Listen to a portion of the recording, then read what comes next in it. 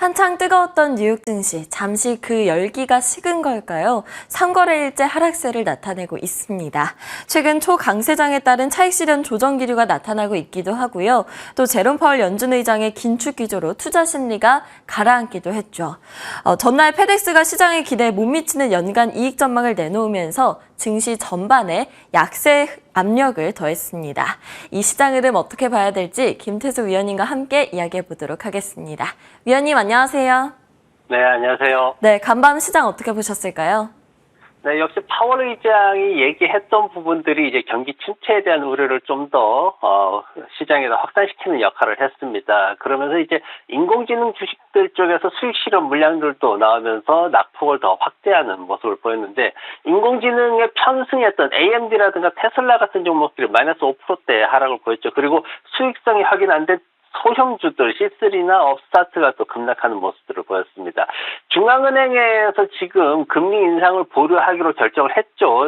지난주에. 그리고 올해 한 5.6%까지 오를 수 있다 신호도 보내줬고, 앞으로 한 2번 정도 더 올라갈 수 있을 것이다. 시장에서는 또 그렇게 해석도 했습니다. 근데 이제 또 강경하게 또 발언하는 사람들은 또 6%대까지 오를 수도 있다. 이제 연준 내에서도 지금 그런 의견들이 있죠. 그러면서 앞으로 파월 의장이 지금 현재 6월 달에 스타트했다 그래서 이게 계속 가진 않을 것이다 이렇게 얘기를 했는데, 지난 밤에 이제 하원에 나가가지고 증언을 했는데, 적어도 한 번 이상의 추가 금리는 더 있을 것이다 이렇게 얘기를 했습니다. 그러면서 이제 좀 더 온건한 속도로 그렇게 하는 게 좀 합리적일 수 있다 이렇게 표현했습니다. 시장에서 2번 오르다 그랬는데 그래도 한 번이라 그래서 좀 다행인 모습이죠. 그리고 최근에 이제 연준의 이런 경제 운영 이런 상황에서 통화 정책을 펴는 상황에서 경기 침체를 그래도 어느 정도 잘 피하고 있다. 경제 활동을 둔화시키기는 있지만 그래도 침체로까지 들어가는 그런 국면은 아직은 아니다 해서 좀 성공적이다라고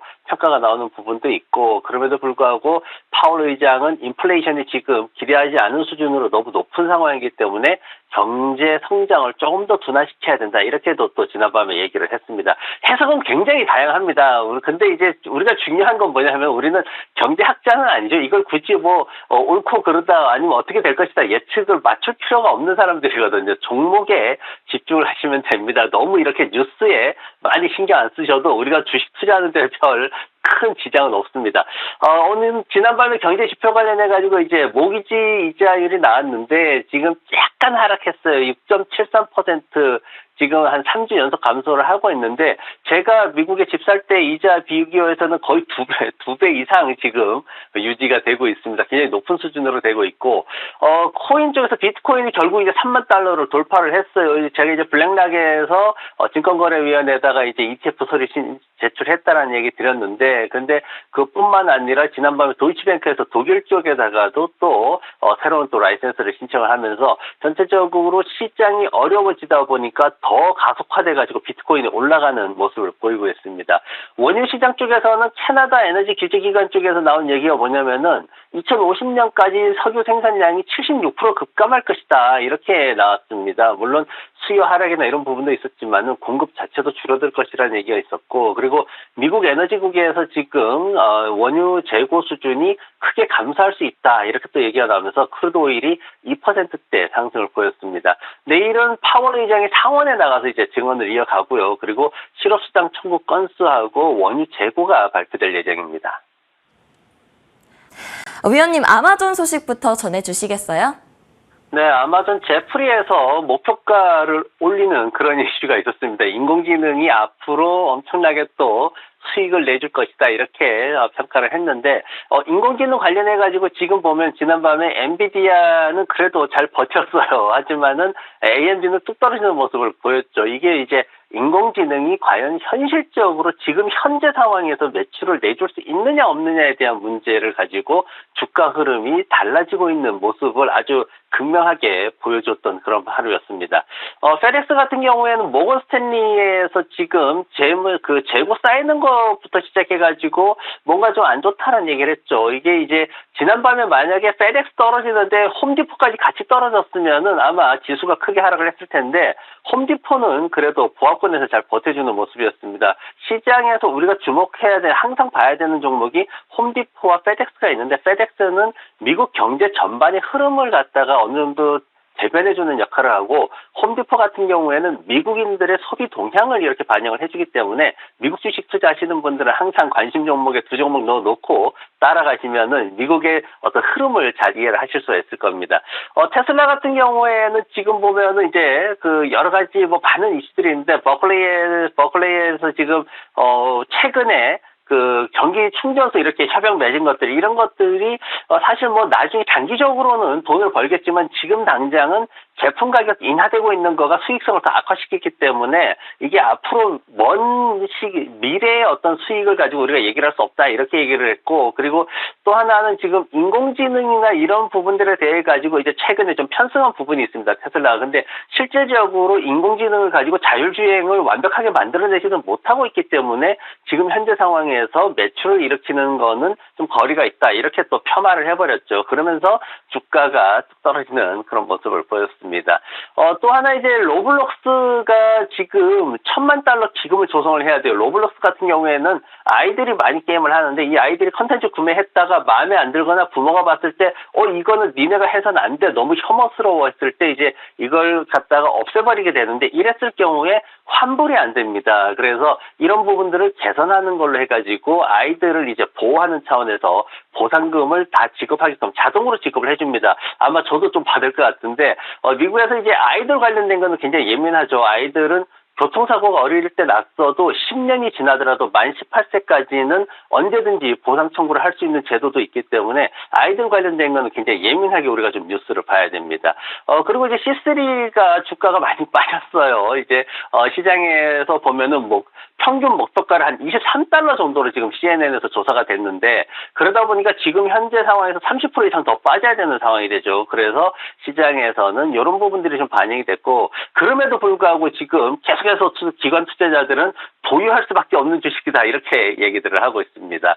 오늘 차트 가지고 왔는데, 제가 이제 오늘 구글에 대해서 좀 얘기를 하려고 가지고 왔습니다. 지금 지난밤에 가넷이라는 회사죠. 미국의 이제 USA 투데이라든가 뭐 신문사들, 방송국들 엄청나게 가지고 있는 대규모 가장 큰 언론사다라고 얘기를 할 수 있는데, 연방의 반독점법을 위반했다, 이렇게 가지고 소송을 제기를 했습니다. 이게 사실 1월 달에 법무부에서 똑같은 소송을 제기한 게 있고요. 그리고 얼마 전에 또 유럽위원회에서도 또 구글을 제소를 한 게 있습니다. 그러다 보니까 전체적으로 자꾸 이제 제 소송이 들어오다 보니까 제가 차트를 구글하고 메타를 가지고 왔어요. 왜냐면은 지금 현재 구글이 온라인 광고 쪽에서 지금 시장 점유율을 한 28.8% 정도 갖고 있는데, 바로 뒤에 메타가 따라오고 있거든요. 근데 소송을 계속 구글에 집중이 되다 보니까 메타 주가는 가볍게 올라가는데 구글은 올라가지 못하는 이런 모습들을 보이고 있습니다. 그래서 올해 전체적으로 구글이 한 26.5%로 점유율이 떨어진다 그러니까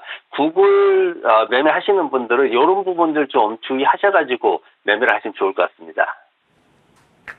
네, 간밤 종목별 이슈들 자세하게 짚어봤습니다. 그렇다면 오늘 위원님의 픽은 무엇일까요? 이번 주에 세 번째 인공지능 추천주인데요. 이번에는 의료기술 회사 가져오셨습니다. GE 헬스케어 테크놀로지 꼽아주셨어요.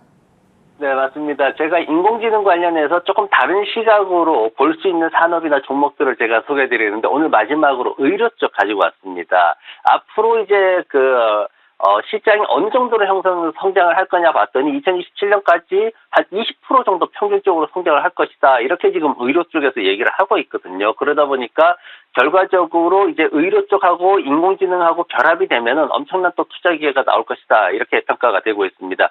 GE 헬스케어라든가 아니면은 메드트로닉이라든가 아니면은 이제 스트라이커라든가 아니면 노바티스는 다들 알고 계시죠. 이런 종목들이 지금 주목을 받고 있는 그런 상황입니다. 오늘 가져온 게 이제 GE 헬스케어인데, 이 GE 헬스케어가 6월 7일 기점으로 나스닥 100 지수에 포함이 되는 그런 모습을 보였어요. 굉장히 좋은 상황이죠. 정규직 5만 명인데 이 회사가 제너럴 일렉트릭에서 분사가 된 회사입니다.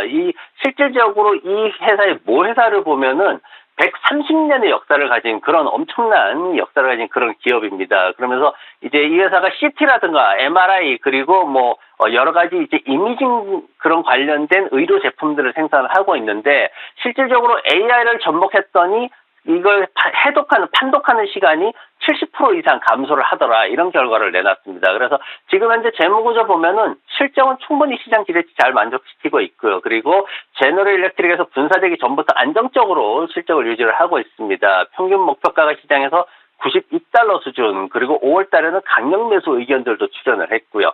차트 보시면 굉장히 심플합니다. 지난해 연말부터 시작이 됐는데 지금 이제 좀 너무 짧기 때문에 신뢰성이 떨어질 수 있지만, 그래도 살펴보면은 70달러대 중후반대 이제 매물대가 좀 강하게 있는 모습 보이죠. 지금 매수는 현재가에서 아래쪽으로 77달러 구간까지 좀 짧게 잡아보시면은 좋을 것 같고요. 손절매는 더 아래쪽에 74달러 있습니다. 그 정도 잡으시면 될 것 같고, 지금 현재 어느 정도 이제 조정 구간 완성되는 시점이기 때문에 이렇게 짧게 잡는 거고, 목표가는 1차적으로 92달러 시장 평균 정도고, 장기적으로는 지금 지난번에 상승한 폭을 계산하면은 125달러까지도 가능하기 때문에 앞으로 이렇게 좀 지켜보시면 좋을 것 같습니다. 네, 오늘 위원님의 픽은 GE 헬스케어였습니다. 인공지능 관련주라고 해서 반도체주들만 있는 것은 아니죠. 이번에는 의료기술 기업 가져오셨는데요. 매수가는 현재가부터 77달러 구간까지, 목표가는 1차 92달러, 그리고 장기 125달러 보면서 대응해보자 이야기해 주셨습니다. 지금까지 김태수 위원님과 함께했습니다. 오늘도 좋은 말씀 감사합니다. 네, 고맙습니다.